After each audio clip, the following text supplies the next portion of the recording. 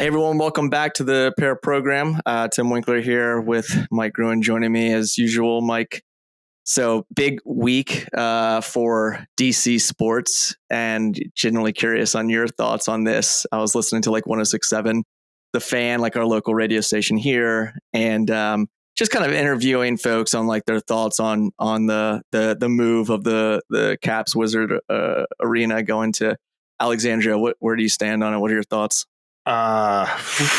So as you know, not a Caps fan, but I don't know. It's a bummer to see. I don't know. I think that it's a bummer to see them move even further out of the city, like especially for the Wizards, who started in Baltimore. It was the Baltimore Bullets, then it was the Baltimore Washington Bullets, then the Washington Bullets, and then Washington Wizards. It's like they're just moving further and further away. Yeah. So I don't know. It's I would like to see them stay in DC. It's a lot easier for me in Maryland. Go to games? Like, do you go to games? You know, occasionally. I mean, I've gone to. I've gone to mostly Rangers Caps games at Cap One, and it's not I mean, it's a little inconvenient, but not nearly as bad as like Alexandria. And once you're talking Virginia, now it's like super inconvenient. I'm much more. I do feel more tied to Baltimore sports than DC sports, but yeah, it just makes it that much less likely that I'll go to a Caps game.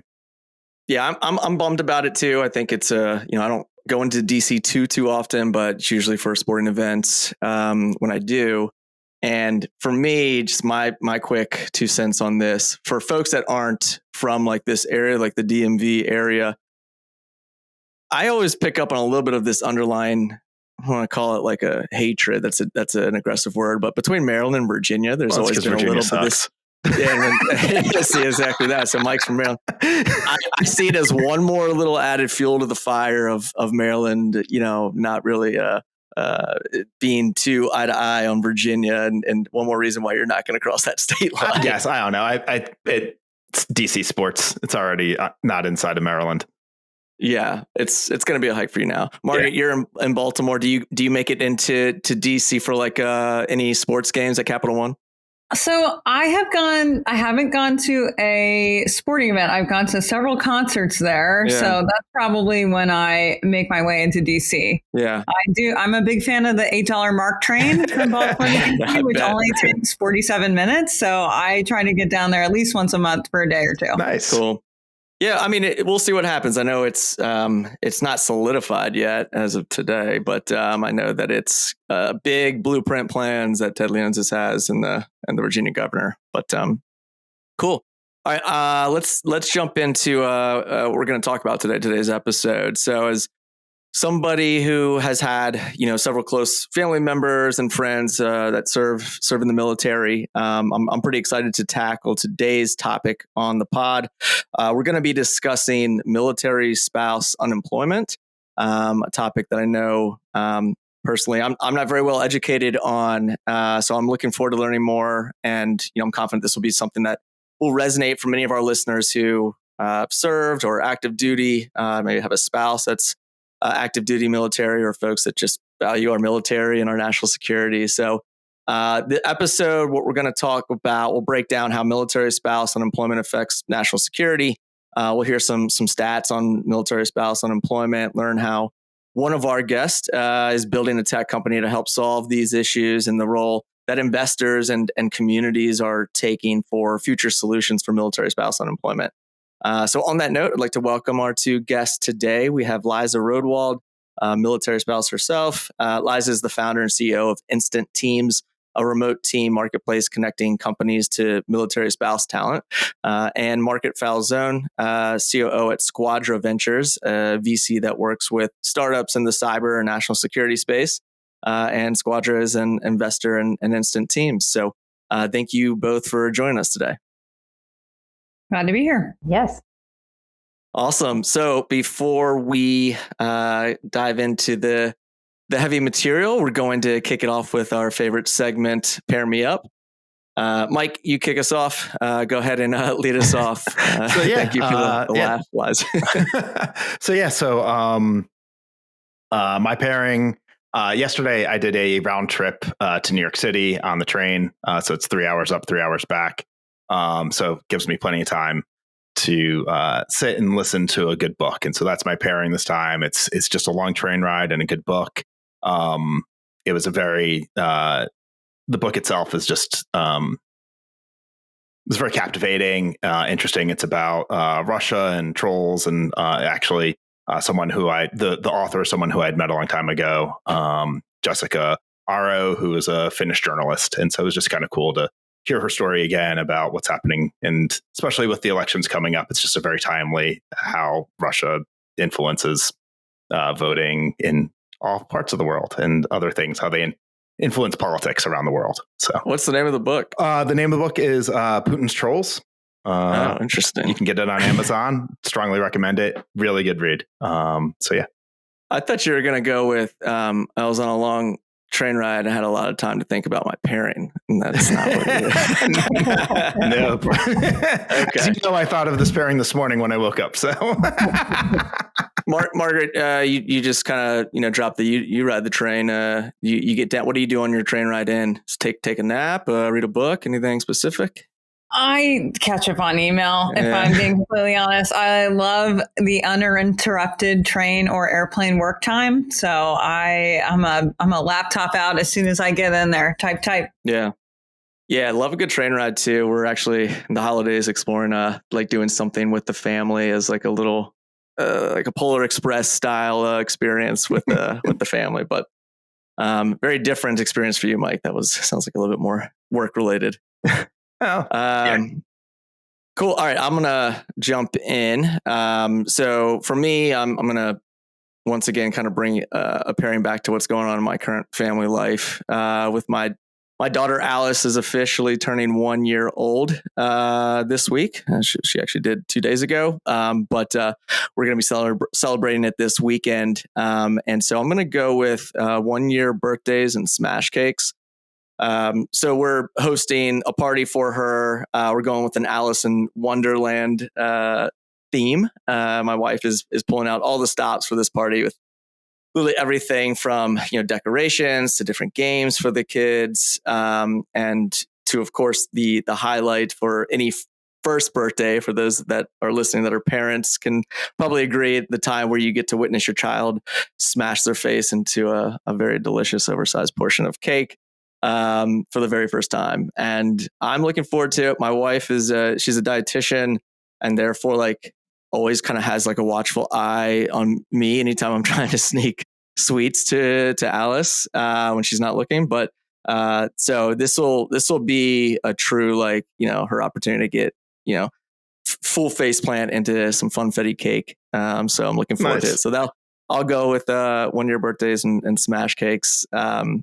Liza, Margaret, you all have children. Has this been a part of your experience with the 1 year birthday? Yeah, so smash cakes for sure. Usually they go one of two ways. They love it, they eat it, they inhale it, they're scared of it, or it gets all in their eyes and they start crying. So just be prepared for, a little bit of chaos or a non-event and they don't want to touch it. Yeah. Like a very disappointing build up and then, it's not their style. Yeah. Cool. Yeah, we're excited. I'll circle back with pictures after the fact. All right, let's pass it over to our guest. Liza, how about a quick intro from yourself and your pairing? Sure. So I'm Liza Rodewald, like you mentioned, the CEO, co-founder of Instant Teams. And I've really been focusing on relationships lately and making sure that I have solid things outside of just being an entrepreneur, which seems all-consuming most times. And so my pairing that I picked was close friends and coffee. I love a good cup of coffee, and having really deep, meaningful relationships is really important to me. So there's nothing better than a good conversation and a good cup of coffee in my book. Well said.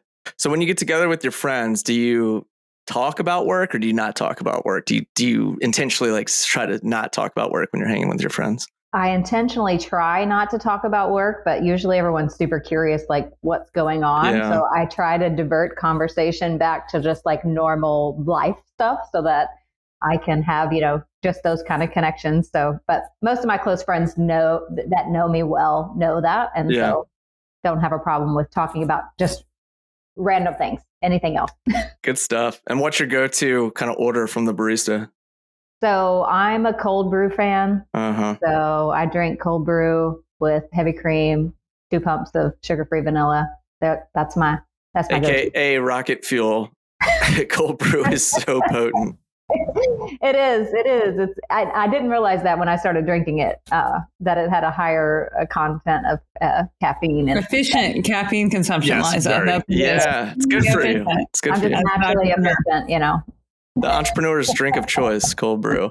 We had it on tap at the last company I was at. It was pretty good. We had a nitro cold brew in the office that Smart. was. Yeah. And many people were going to it all the time. Yeah. Yeah. I made sure to only get one in the morning, and like I didn't want to but yeah, I was amazed at the people that were going at 4 o'clock. I was like, really? This is what you're getting at 4 o'clock in the afternoon? But well, it's 4 o'clock here and I have one sitting by me. So exactly. Yeah. All right. Great pairing. Yeah. Coffee and getting together with friends. I dig that. Margaret, how about yourself? Quick intro and your pairing. Yeah, I'm Margaret Falzon. I'm the COO at Squadra Ventures. So we invest in early stage dual use technologies that are advancing America's critical edge. I am, I guess, amongst a great group of well-read friends here, since all of us have talked about a book so far into the first few minutes of this. So, which goes along with my pairing. So my pairing is physical books and my AirPods, because I really enjoy listening to the music that's associated with a book at the same time that I'm reading it. So this year I took on reading rock and roll biographies. And so all of these books, not surprisingly, I guess, many people were then referencing other bands or things that they went on tour with. So then I sort of stumbled into a whole new set of music that I really enjoy, sort of by way of the stories of artists that I appreciate. That's awesome. Wow, that's cool. It kind of reminds me of on the last episode we just recorded, we were just thinking through movies or series that have like maybe taken place in like the 80s or 70s that then bring to light a song or an artist that then goes viral because it was like I think through was a Linda Ronstadt in now I'm Last of Us. Linda Ronstadt in Last of Us from HBO, and just been hooked on Linda Ronstadt ever since. But thinking about how the connection between either like a book on tape or a series brings to light a lot of people have made playlists that go along with books that are popular, so they aren't even necessarily related to the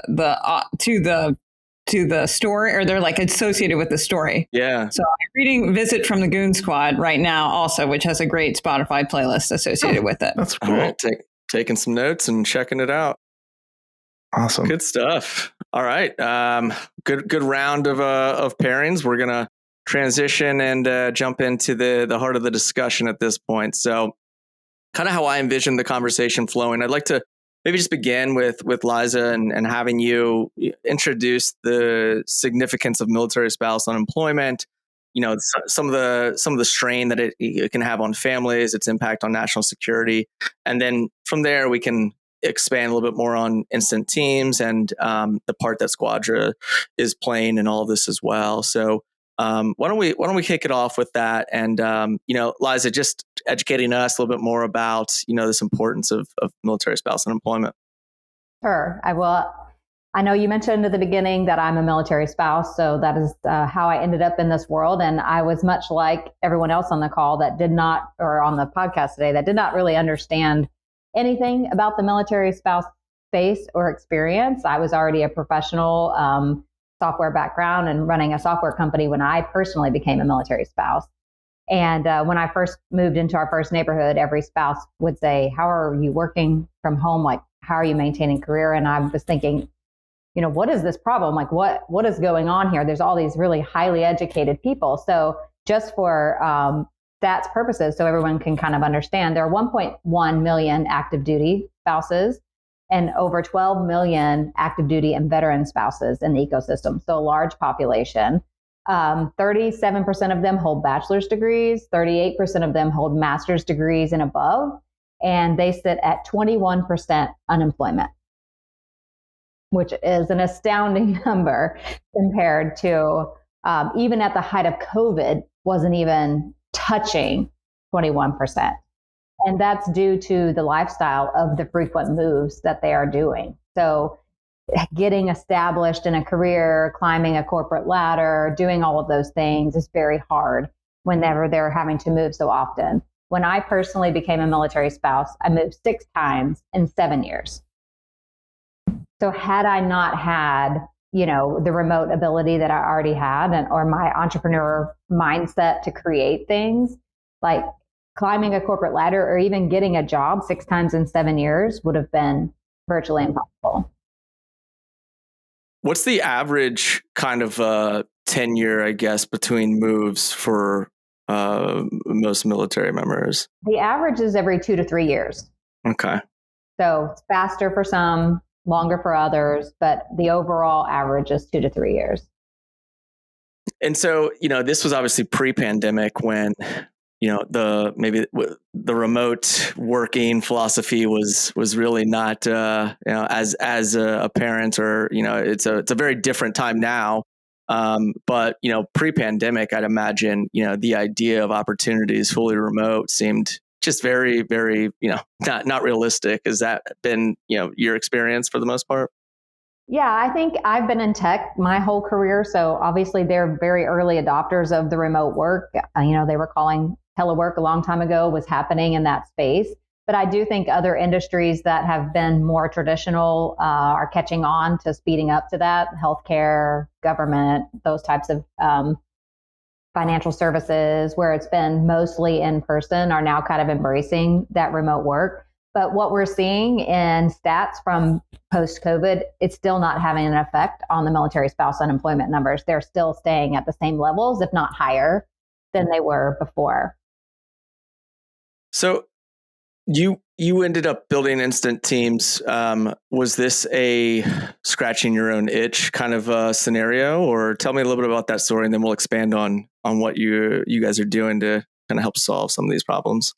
Sure. So like I mentioned before, when we moved into our first area that was mostly military, every single spouse was asking me, because I ran a remote software company, like how I was making it. Mm-hmm. And so after hearing it so many times, I was mentoring other spouses. I was having coffee with them and teaching them maybe how to consult or create their own company and do different things. And I had this idea for the hiring platform from a technology side when I was running my software company. And then when I came over to the military spouse side, and after my husband and I got married, and I saw this community, I thought, I think I can put these two things together. I can solve a real business problem, but I can give those opportunities and plug in an entire untapped community into this application and really create something special. And so that's how the idea was born, and how we started to iterate on, how do we solve a real business problem, but with the military spouse community, and create some synergy there to two people groups that really don't know each other exist. Mm-hmm. And just some quick hits on Instant Teams, and then we'll kind of talk about how this partnership kind of came to be with Squadra. What year was the company founded? And I guess, where does it sit currently from a headcount perspective? I always love to hear a little bit more about, from the tech side of things, how you invested into like getting the teams built. Is it, large engineering infrastructure, product teams? A little bit more of expanding on that would be great. Sure. So we founded Instant Teams in 2016. So that's when we started iterating. We've been through several iterations of technology, but what we built on that side to really amplify what we're doing is a skills-based hiring platform. So you can imagine if you see a military spouse resume and it goes to corporate America in an applicant tracking system, the resume will automatically get kicked out because they'll be labeled inconsistent, job hoppy or something. Yes, yeah. Exactly, 100%. And so we engineered our platform to do skills-based first. So to build in the assessment so that they have democratizes access to the job opportunities that we're plugging them in to the companies that they work with. So that's from the tech side, kind of what we've spent the years engineering and iterating on, and also being able to reach the community in a unique way. So military spouse community is very tight knit. It's very word of mouth. There's a lot of trust involved in that. So we've spent a lot of time building trust in the community as military spouses ourselves, and building technology that reaches the community and gives them resources for upskilling, finding job opportunities, connecting with each other, doing things like that in order to foster the community in that way, but also to lead them to, successful careers and paths to careers, both remote and some in person. I was going to say on the in-person side, by having the platform that's obviously targeting people who move around a lot, I imagine that also gives you the opportunity, that sort of lets you focus on that side as well. For companies that are like, yeah, no, we can totally, like, for us, it's not a problem if you're going to move around, or for it's either remote work or whatever. I imagine that there's also some benefit on that side of it. Is that the case? Yes, absolutely. So we work with companies in both ways. We work with companies in a pure outsourced environment. So we take away the hassle of the military spouse having to move around and being in different states and locations. So we can put them on our payroll, and we can worry about the logistics, and the company can just worry about having them perform the tasks and functions needed. And then we have the direct hire capacity too. So if they want to hire the spouse on, and we encourage that, which is really different from a talent marketplace platform. We don't hold them on our side. If a company wants to hire them, we let them go, because that's just a career progression for a spouse and a win-win for everybody on that side. That's awesome. So I see this is like a two-sided marketplace, right? So you have the talent, the military spouses that are creating profiles and updating their skills. How are you going about attracting employers to create profiles on their end? I'm always intrigued. We run a community site, Hatchpad, right? So we do a lot of community building for technologists looking for career growth within a startup ecosystem. As far as adding value for the startups that are showcasing who they are, like we're a little bit more of a deeper dive into who their culture is. But a lot of that was pure like outreach from us, letting them know, hey, this is what we're building. How are you driving awareness to employers that, hey, look, this is a problem. We're trying to solve it. Here's a group of skilled, talented individuals. Tap into the pool. How are you engaging them and getting more companies to sign up? So traditionally, we've done a lot of just outbound. So our outbound is pretty effective because it's mission oriented. Yeah. But you do have to lead with the business problem you're solving, right? So one of the things that we have doubled down on is customer experience.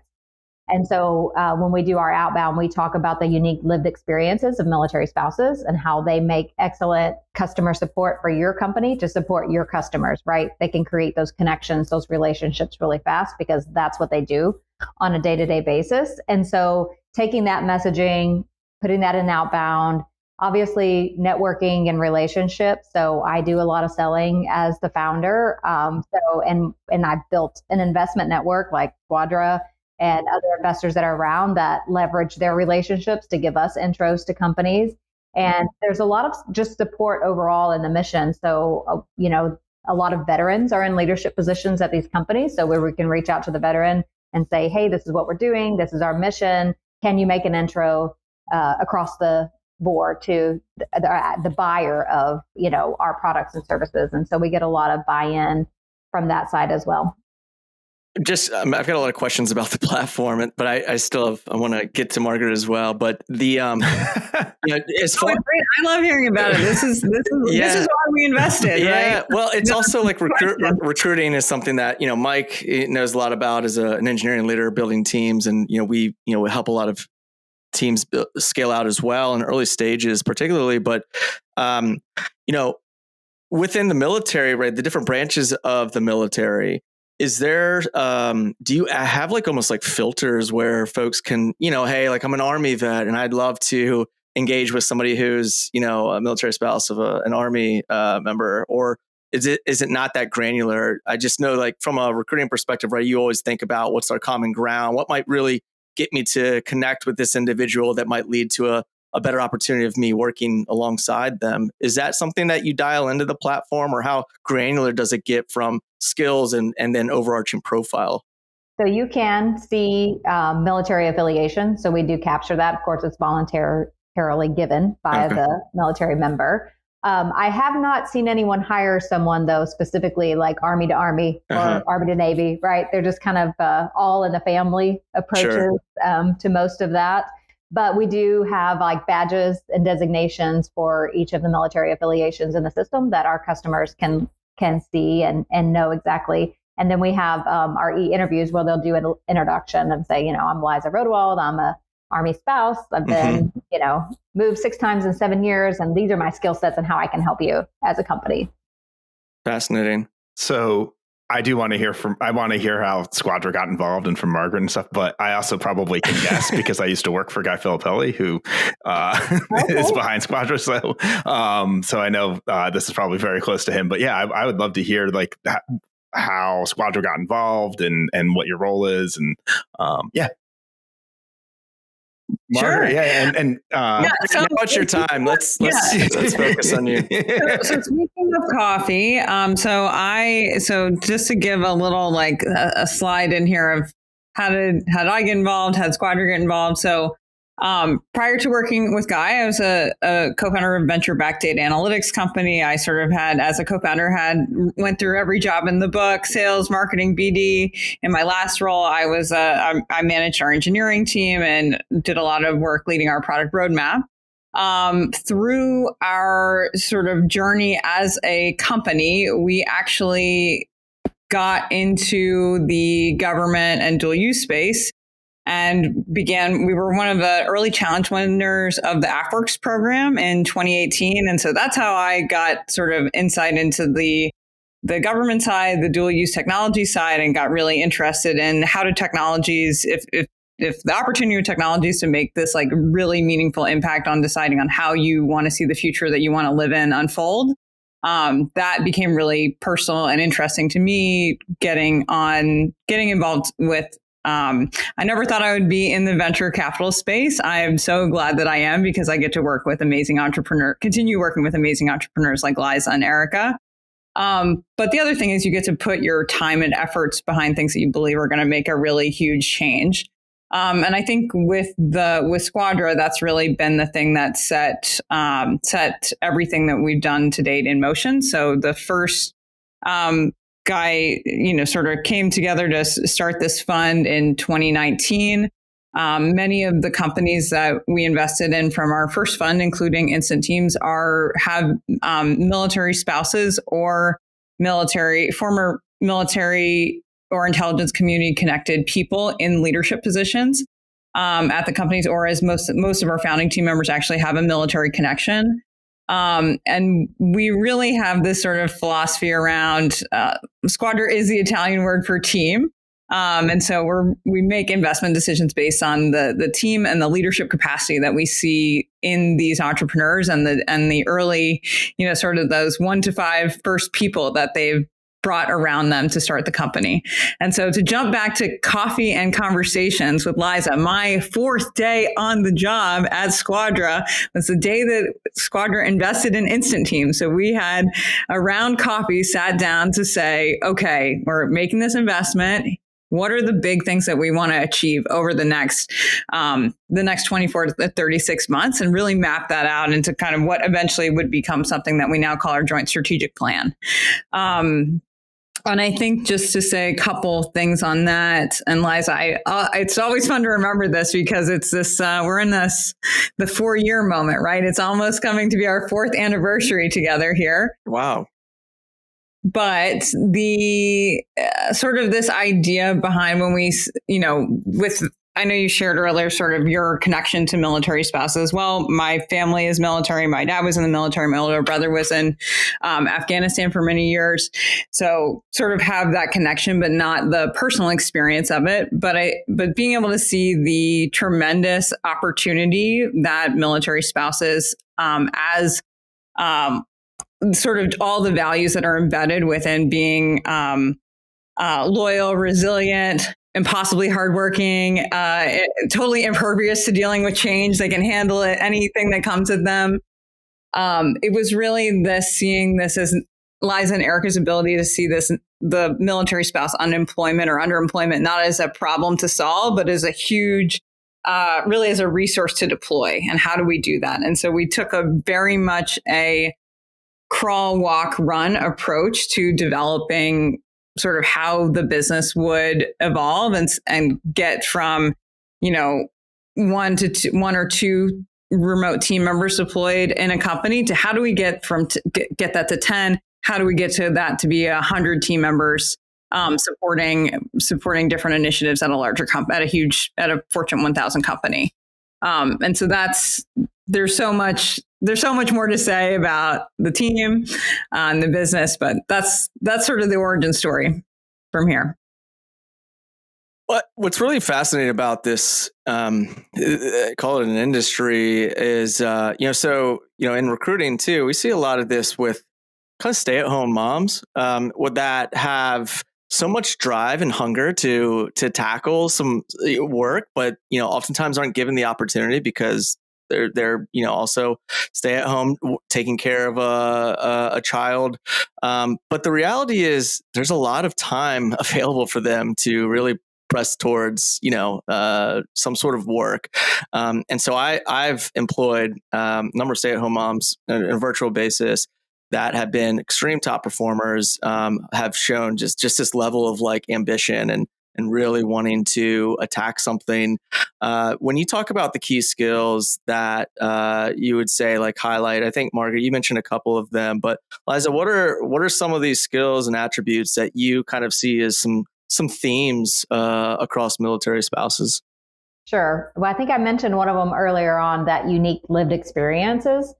So when I built sales team internal to Instant Teams, I had obviously military spouses. And every time I'd get on a sales call with them, they were able to connect to the customer in ways that you just wouldn't believe. Like they've either lived somewhere, they've known somebody there, they have some connection with just about everyone you can put them in front of, just because they have these unique, lifestyles that are more transient. And so they just have all these experiences.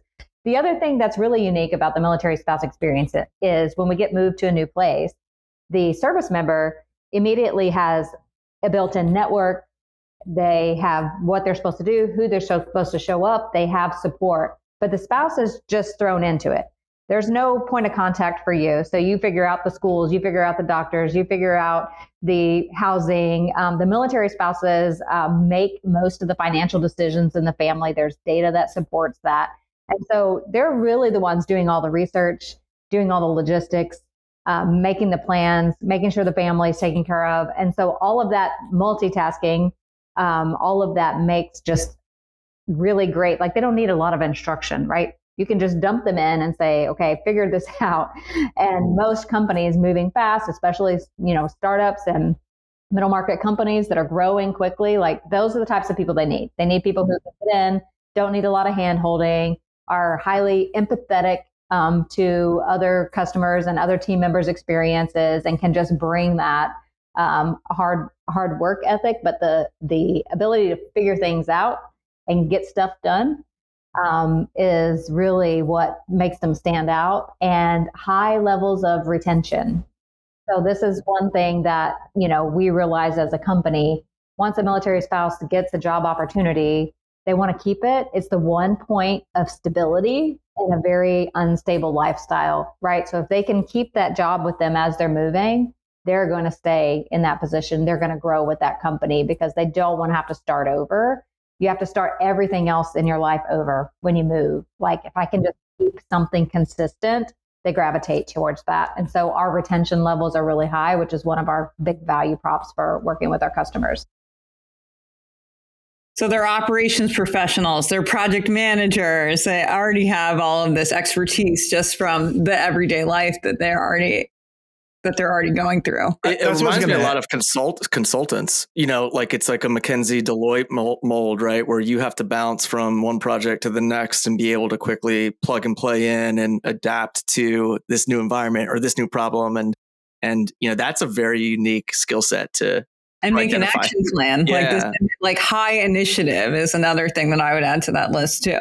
And that's what I was going to ask about, was like, so I imagine that a lot of the spouses don't recognize the skill sets that they actually have, I have my master's in whatever, and they don't necessarily see how they can take what they've been doing and apply it and really translate that into something that's going to stand out on a resume and the rest of that. Is that kind of the case? Is that what you're seeing? Yeah. And it's one of the major reasons we focused on the skills, right? I can assess project management skills, multitasking, high levels of empathy. I can assess all that and present it in a data form to an employer. Whereas they may not think of that naturally. They may think, oh, well, I've just volunteered for, the family FRG, right? And what that actually means is they manage 300 families and the communication for that, right?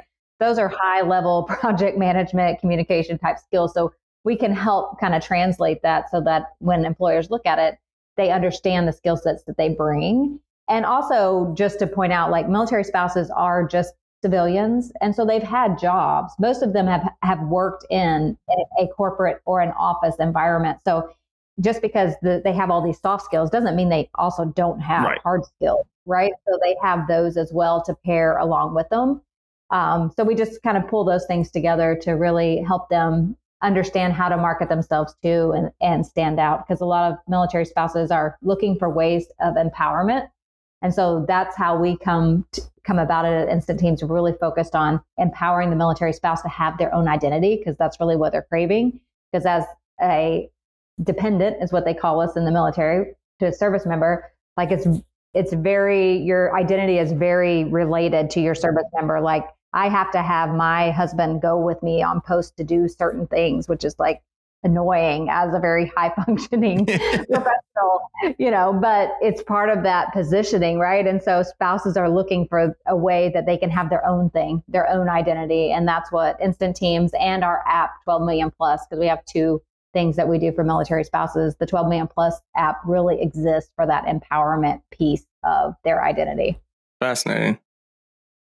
Yeah, the other thing that jumps out to me, just as somebody that's worked with startups, and this podcast is truly about talking to a lot of folks that are in tech and startups. When you talk about instability and this is like their most stable thing that they're kind of holding on to, but being comfortable in unstable environments seems like folks that would adapt well in startup environments where things are very volatile or just a little up and down here or there.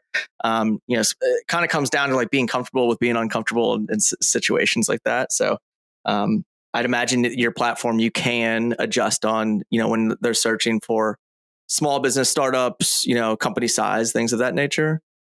Yeah, so our company profiles are very extensive, so that the military spouses can really get to know the companies that they're applying for and working for. So we put in like their DE&I initiatives, their mission statements. Like we do a lot more than just like the average, like here's the company name and description, so that, because it's a two-way street, right? Spouses need to want to work for that company and believe in what they're doing as well. And so they both sides kind of have to sell to each other. So I think pulling out those things, and describing, this is a large corporation you're going to work for, or this is a startup that's going to be, growing and a fast-paced environment. And I actually started my career in a startup. I didn't know that's what it was called at the time, because I took my first job out of my computer science degree. And now looking back, I was like, oh, that was a startup. There's only 15 people there. So it's definitely a new one. But as a developer, I got to touch every single thing. I was the front end, I was the back end, I was the project manager, I was the business analyst, and so I learned so much more. So I encourage spouses too, like if you have an opportunity, take it, because you can touch so many things and get so much good experience working with startups.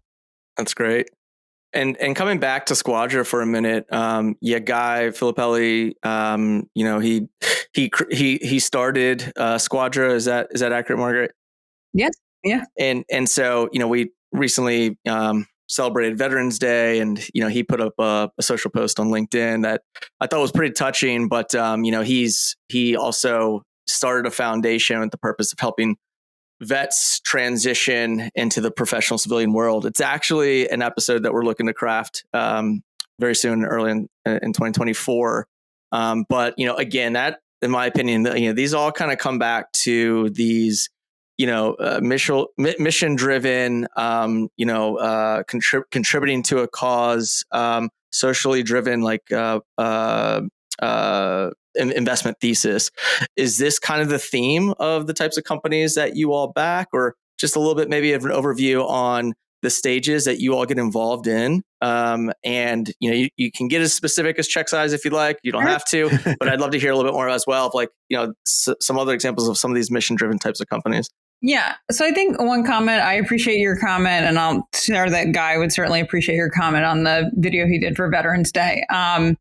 With his work in the Commit Foundation, with our work at Squadra with military affiliated founders, and even our work with sort of all of these things are interrelated. We actually have, we have more than one company where a early team member or a co-founder's spouse has now been part of a Commit Foundation program, or where they have been involved, or we've had people who, if you're familiar with the Skill Bridge program, which is a DoD program for people who are soon to end their military career to get into the private sector and have experience there.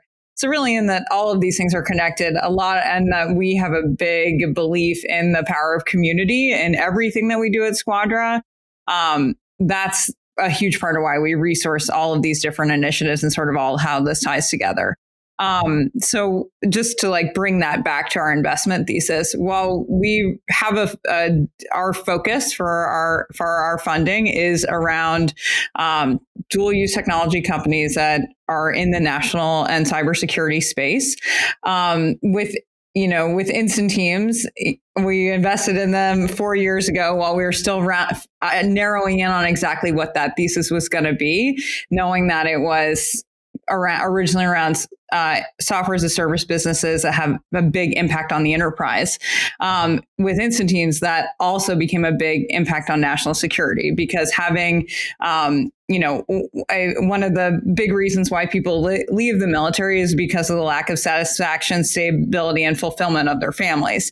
And so by being an organization that provides really amazing careers to military spouses, that and as well that a lot of the different types of roles that Liza's extended teams or Instant Teams actually work on, that is a security issue itself, in having great, wonderful jobs for American citizens. So just to get to the nitty gritty of Squadra for a second. So most of our companies, we invest in pre-seed to Series A. That doesn't mean that you need to have revenue. Some of our companies are formation, where there's no revenue and it's two people with a great idea leaving a Fortune 500 company ready to get at it. We always lead. Most of our investments are in first-time founders. We're very involved in a highly collaborative, supportive way. We spend a lot of time resourcing sort of a couple different initiatives around, one, how are we helping our companies put pipeline in their pipeline? So we do a lot of efforts as a team, both on the government side and on the corporate side, to help connect our companies with opportunities that lead to revenue. We say there's two things that we're helping them do. We are making 100 introductions, and we are helping them make their first 100 decisions.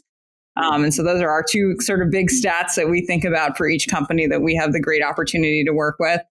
And then the other thing is we're really focused on investing in teams, but then also amazing leaders who we can see the capacity to build a great team around them, both in how they activate the people that work directly for them, as well as the network, community, resources, larger ecosystem that they can build around themselves and activate into their sort of this massive team to get to do all the hard things they're going to have to do as a startup.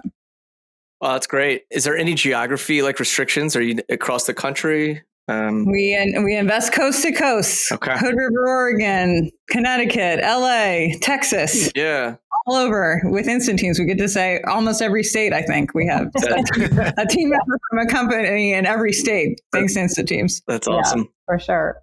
Go Also, ahead, just to put a little bit of data to what she said, over 40% of active duty service members consider leaving the military specifically due to military spouse unemployment. Wow. And the ability for their family to not have dual income.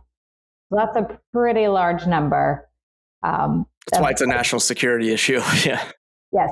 Yes. And if that's the number who leave, that means every single family is having that conversation. Wow. Yep. Yeah, that's wild. Before we put a bow on this and transition to the final segment, Liza, just was curious to hear any it doesn't have to be like a robust success story, but maybe like just some quick hits on, some of the data that you've seen as success. So what are some of the, some of those feel good stories that Instant Teams has provided? If it's hires a month, if it's one specific scenario, I'd love to hear just a little bit on that. Sure. Well, I think you asked me like growth size earlier. So Instant Teams has over 500 employees now, 92% of them military affiliated.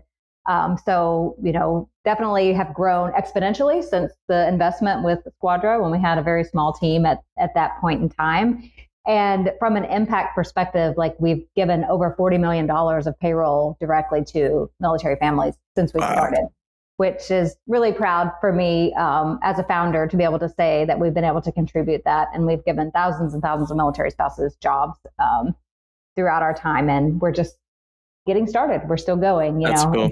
still expanding that that mission and everything on that side. So from a feel good story, like there are so many. There's a great video that we did that highlights an employee, Ariane, who started off with us at a very entry level position with a customer and now has worked her way up as one of our data analysts on our team that is cross functional across the tech and the finance team. And one of the things that she says in the video that really was touching to me was, having the job at Instant Teams and the stability. She's moved several times since she's had the position, enabled her family to put a down payment and purchase their very first house. Having that dual income really enabled that action. And so we hear those stories constantly through the military families. Like most families in modern day age need two incomes to be able to survive. And so if you're trying to just survive on one income, it's very hard to do any of the extras for your families, extracurricular activities for the kids, groceries, all of those things get profoundly effective when the military spouse is able to be employed.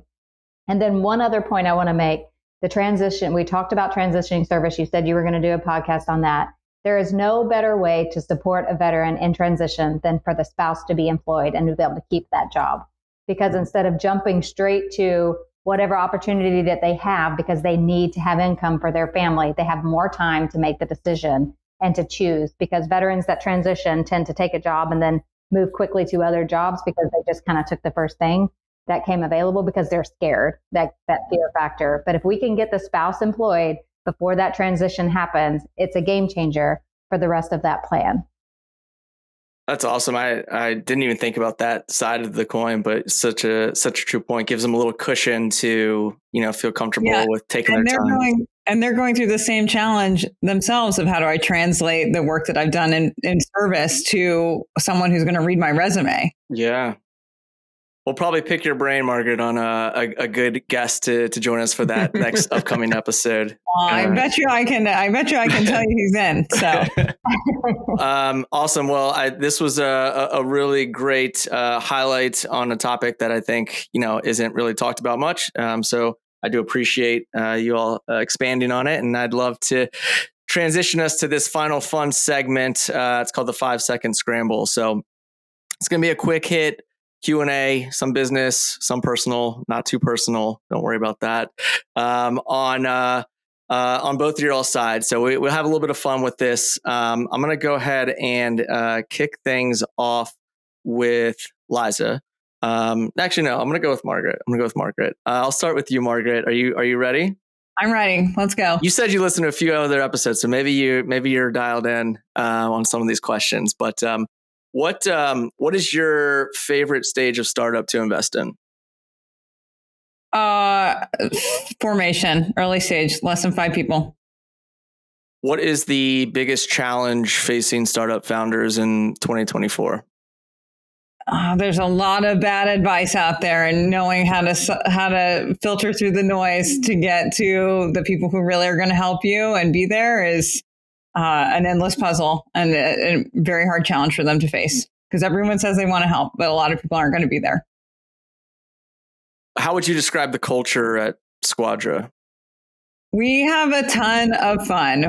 I was trying to think about a better way to say that, but we have a lot of fun, and we get to do work and stand behind people and beside them in a way that they're doing extremely meaningful things. And there's nothing that's more rewarding than that. So every day is fun. Every day is chaotic, and I love it.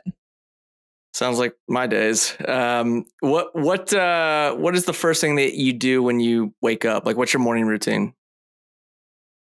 I have a lovely cup of coffee before I do anything, and I have that in bed so that I can get caffeinated before I face anything, so I can think clearly.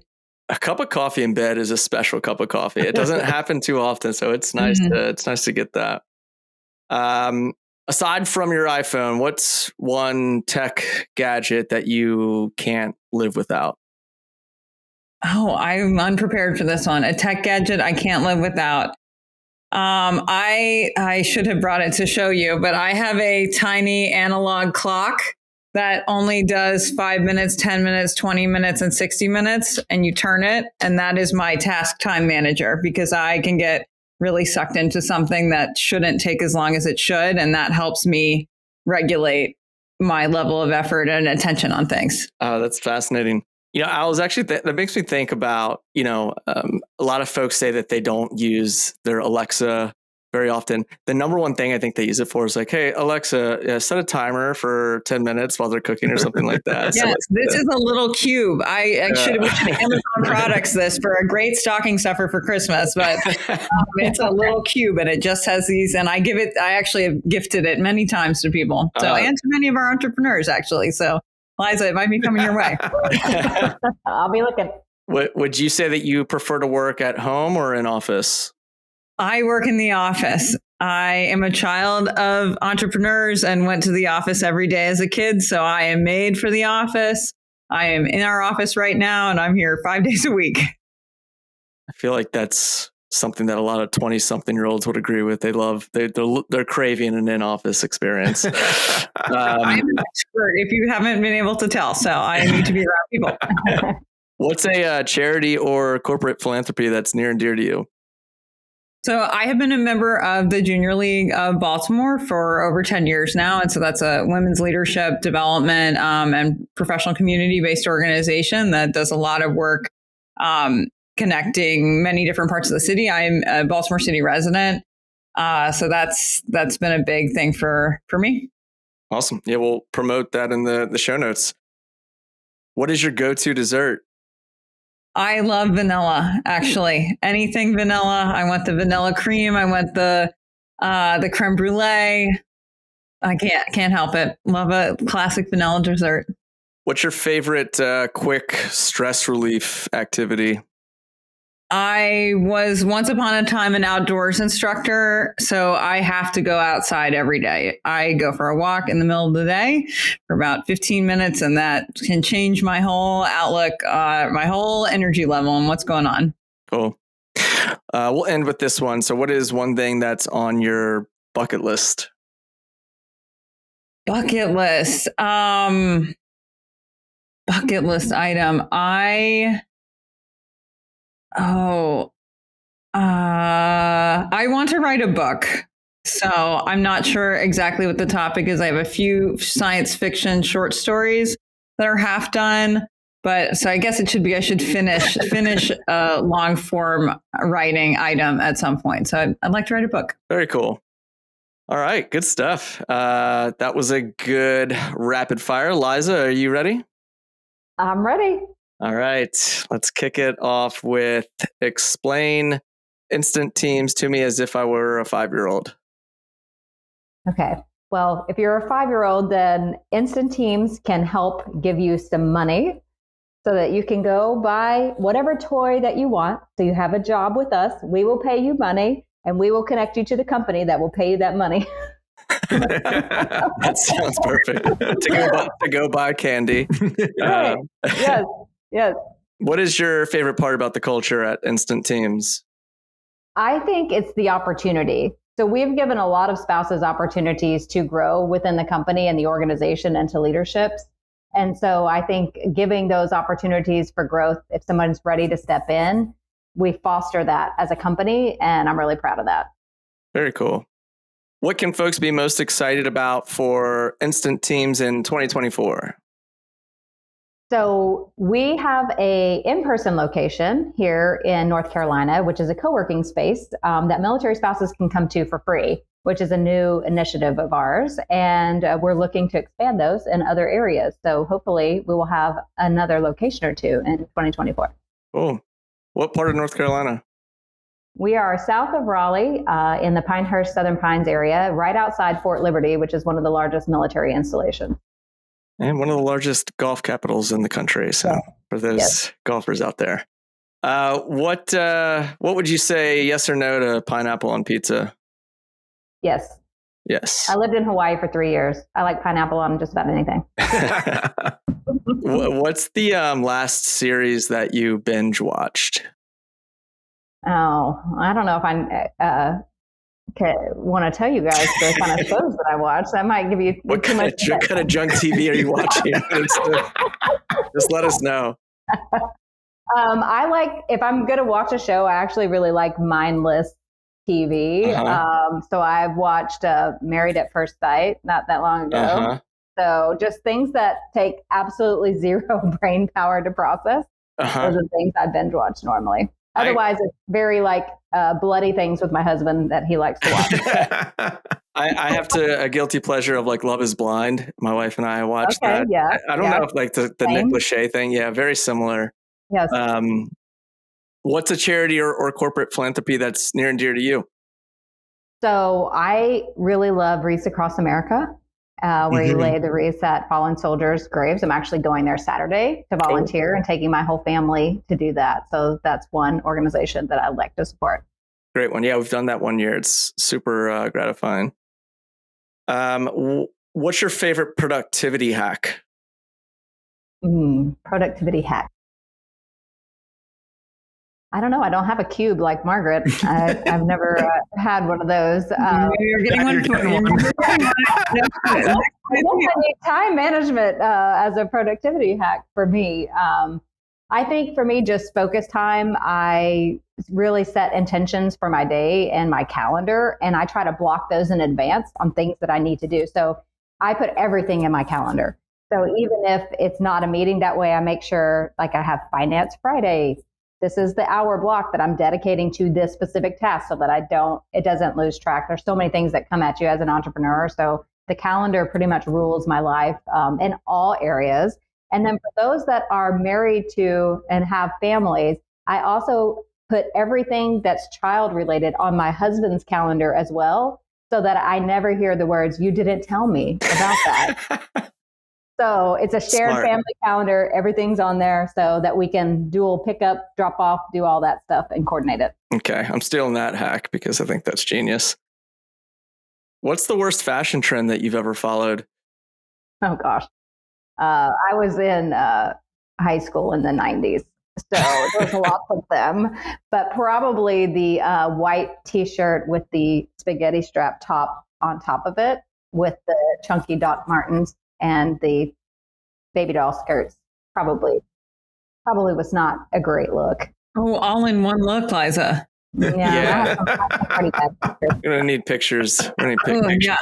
Yeah. No. Proof of life. They're not digital. They went somewhere to die. 90s fashion is so good. So bad. It's so good. Right. Well, now I watch it on my daughter. I'm like, I wore something very similar. Yeah, right. It all comes back. Right. All right. Last question. So what was your dream job as a kid? So I love to sing. So I went to college actually on a vocal scholarship. So I would probably, I didn't want to be like Taylor Swift, but I'd love to be her background singer. So if I could ever do that, that's what I'd do. Taylor's a listener. We'll make sure that she's aware and see if we can find something. Yeah. Don't make me dance because I don't know I can keep up with all that. But I can stand back on the mic. Very cool. I love it. Yeah, musician. Awesome. That is a wrap. Thank you again, both of you, so much for just being fantastic guests and building awareness on this very pressing issue in our country. And so appreciate all the work that both of you all are putting in to help us move forward with a better solution to the problem. And thanks for joining us on the podcast. Yeah, thanks for having us. Thank you. Thanks for having us.